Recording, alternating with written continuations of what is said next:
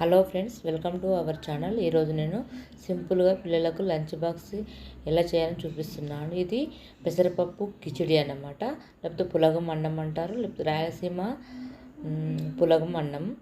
Rayalaseema famous ఇది పెసరపప్పు కిచిడి. ఇప్పుడు ఒక కప్పు రైస్ తీసుకొని కడిగి నానబెట్టుకొని పెట్టుకున్నాను. హాఫ్ కప్పు పెసరపప్పు తీసుకున్నాను, అది కూడా కడిగి శుభ్రంగా వాష్ చేసుకొని పెట్టుకున్నాను. ఇప్పుడు మనము ఉడికించాము.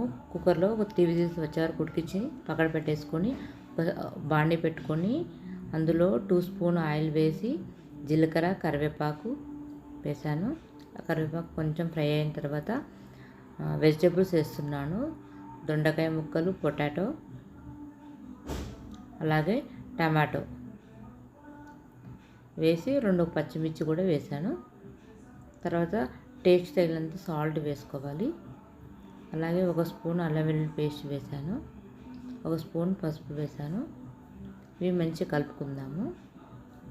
ఫ్రై అయిన తర్వాత ఒక 5 మినిట్స్ మూతపెట్టి మగ్గిద్దాము. ఇప్పుడు ఫ్రై అయింది.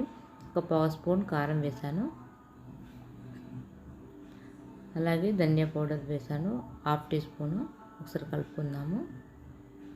తర్వాత ఇప్పుడు మనం పెసరపప్పు రైస్ ఉడికించుకున్నాం కదా, అది ఇప్పుడు మనం ఇందులోకి వేసుకొని కలుపుకోవాలి. ఫైనల్గా కొత్తిమీర వేసుకోవాలి. అలా ఎంతో టేస్టీ పెసరపప్పు కిచిడి రెడీ. పులగం అన్నం, రాయలసీమ ఫేమస్ పెసరపప్పు khichdi.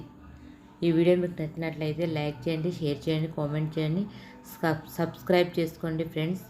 Please like and subscribe. Like చేయడం వల్ల మోర్ వీడియోకు మోటివేట్గా ఉంటుంది. Please like and subscribe.